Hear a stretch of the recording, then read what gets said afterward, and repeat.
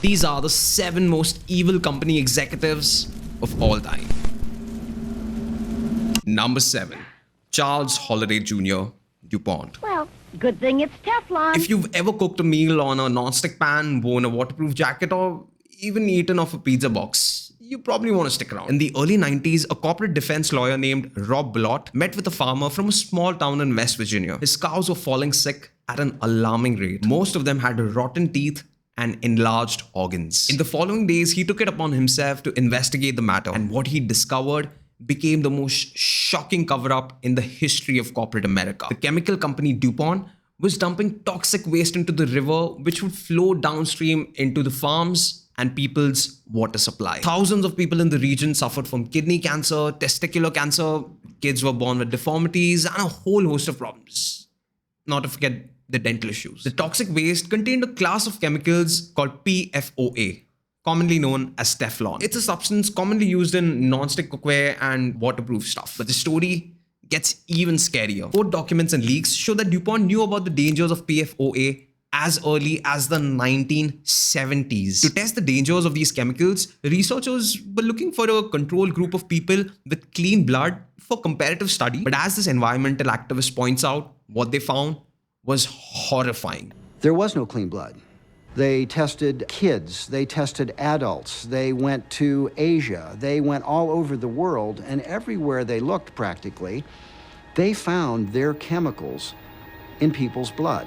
During most of this time, Charles Holliday Jr. was the chief executive at DuPont, and as depicted in the movie Dark Waters, did absolutely everything to cover up the story. Multiple class action lawsuits were filed against DuPont with compensatory damages reaching over $1 billion. It's very likely that you and I have this stuff in our blood. Number 6. Dr. Arthur Fuhrer, Nestle.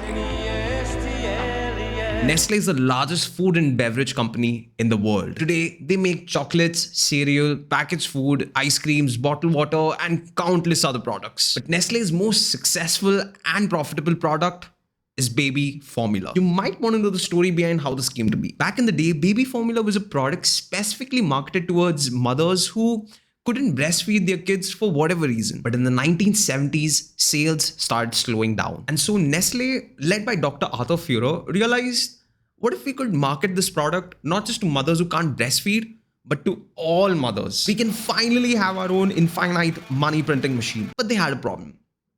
Well, 2 problems to be specific. It was well established that breast milk had sciencey stuff that improves immunity and provides essential nutrients that the body hasn't yet learned to produce on its own. And so Nestle started to market their baby formula as a better alternative to breast milk. What makes the story even more scary is how they convinced mothers to opt for their formula over breast milk, especially in third world countries. Saleswomen would dress up as nurses and go door to door with free samples. They would provide these free samples until mothers could no longer produce their own natural breast milk. It's estimated that millions of babies died or were led to malnutrition, especially in the countries where the water that was mixed with the formula was contaminated. Oh, and by the way, the photo that I used for this guy, Dr. Arthur Fuhrer, is from another scandal that he was a part of just a few years later. I couldn't find another photo on the internet. Number 5. Richard Sackler, Purdue Pharma. Since I've been on this new pain medication, I have not missed one day of work. Eventually, it stopped working, and it got increased. I think it was 40 in the morning and 40 in the evening. And then eventually that got increased. This went on for years. If you're from the United States, you've probably heard of OxyContin and Percocet. These are painkillers prescribed to patients experiencing excruciating pain. But in the late 90s, doctors started prescribing these opioids not just for acute pain like cancer and surgery, but for all sorts of stuff like arthritis, backache, and even psychological issues. And at the center of this entire scheme was Purdue Pharma and their president, Richard Sackler. Purdue's sales reps were trained to aggressively push these opioids. Doctors were lavished with illegal kickbacks and free meals. Scientists were given grants, and political parties were handed big, fat donations. As a consequence of this, there were a lot of opioids in circulation. How many? We have currently nearly 250 million prescriptions for opioids written every year. That's enough for every adult in America to have a bottle of pills and then some. It was later found that Purdue knew exactly what they were doing. If patients are given 7 days of opioids, they have a 1 in 10 chance of getting addicted to it. Is this where the idea of a 7-day free trial comes from? Unfortunately, the problem doesn't stop there. Most people addicted to oxy would eventually look for cheaper alternatives like heroin and fentanyl, which are extremely lethal. More than 100,000 people died in 2021 due to opioid overdose in the United States alone. That's more than gun violence and car accidents combined. At the dawn of the opioid crisis, when 59 people were found dead in a single state, Richard Sackler was quoted saying, "This is not too bad. It could have been far worse." In 2023, Purdue pleaded guilty and settled the case for $6 billion with no criminal charges against Richard and the Sackler family. But the US Supreme Court has blocked the settlement and are reviewing the case as we speak. Number 4. Warren Anderson, Union Carbide. If you don't think it's as good as we say it is, watch the birdie.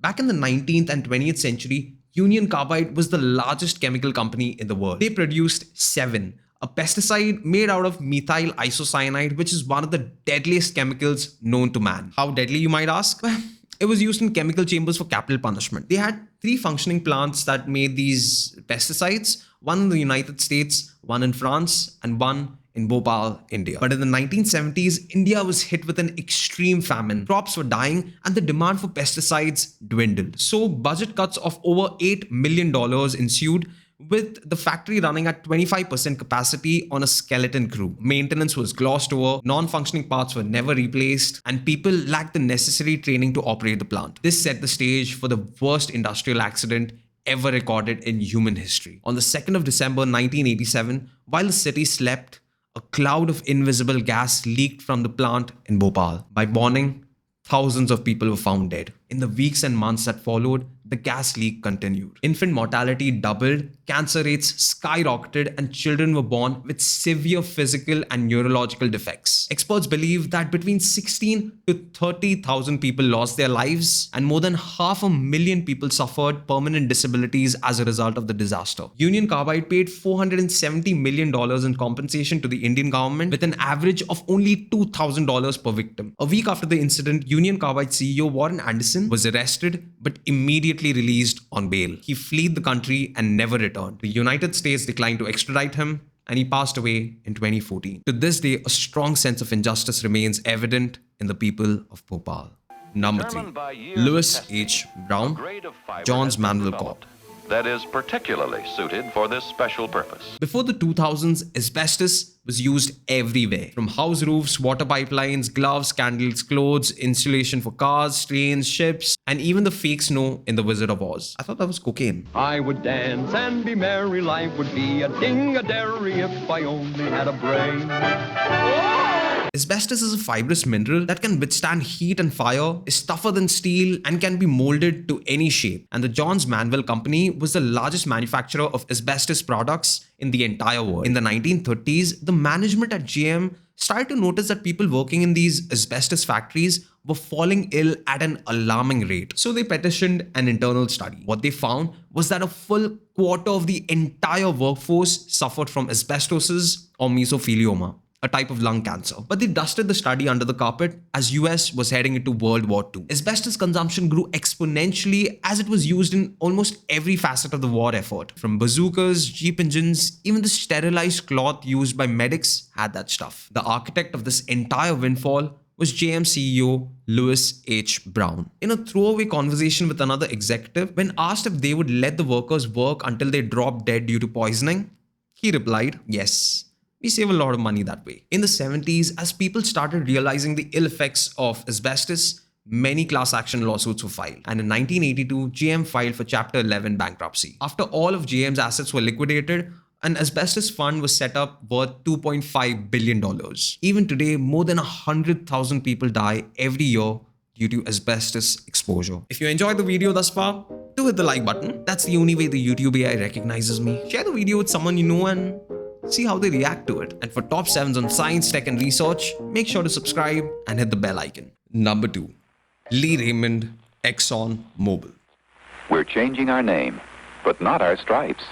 Everyone knows ExxonMobil, the largest energy company in the world, a symbol of American power, the backbone of industry, and probably the reason mankind goes extinct. In the early 70s, after mounting pressure from climate activists, Exxon's internal research team studied the effects of burning fossil fuel on our climate. And what they found was that if we keep burning fuel at this same rate, the planet would warm by about 0.2 degrees every decade before we see any warning signs. And this temperature rise would eventually lead to catastrophic climate change. The incredible thing about this is that Exxon had a plan to remediate and invest in climate-friendly alternatives back in 1970s. But the program was shut down by the antagonist of the day, Raymond. Lee was a ruthless operator and orchestrated a plan that would brush off any opposition to fossil fuel. Exxon started paying researchers to create scientific uncertainty by discrediting well-established climate research. They then paid off economists to create fear of job losses and the likely increase in the cost of living. They also heavily lobbied against any legislation in support of renewable energy. Exxon misled the public for 40 straight years while freely polluting our planet. It's only in 2013 under Rex Tillerson that ExxonMobil finally acknowledged climate change.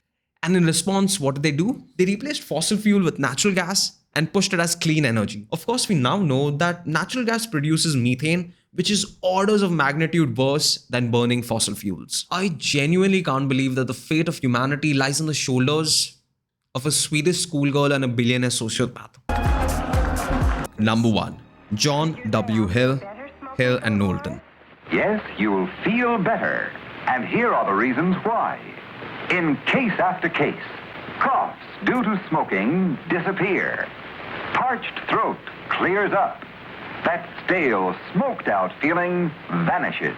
Today, it's pretty common knowledge that smoking is terrible for your health. Smokers have a 94% chance of inducing lung cancer. But to my surprise, this was pretty common knowledge even back in the 1950s. And as a result, tobacco companies were scrambling to save their tanking business. And so, on December the 15th, 1953, a meeting took place in the Plaza Hotel in New York City between the senior executives of American tobacco companies and John Hill, a partner at the public relations firm Hill and Knowlton, who knew that the minutes of this meeting would form the most comprehensive blueprint on how to cover up public health disasters while racking up record profits. First, fund a bunch of researchers to say that your product is the healthiest thing ever. Then buy a bunch of ads on TVs, newspapers, and radio. Then pay doctors to use your product, which will build credibility. You sprinkle in a bit of sex appeal by getting actors to use your product. And if everything goes tits up, move to a third world country and sell at a discount. This PR guy was basically the Messi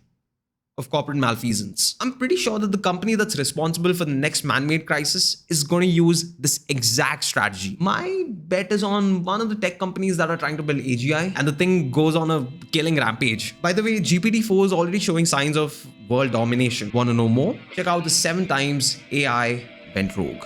I'll see you there.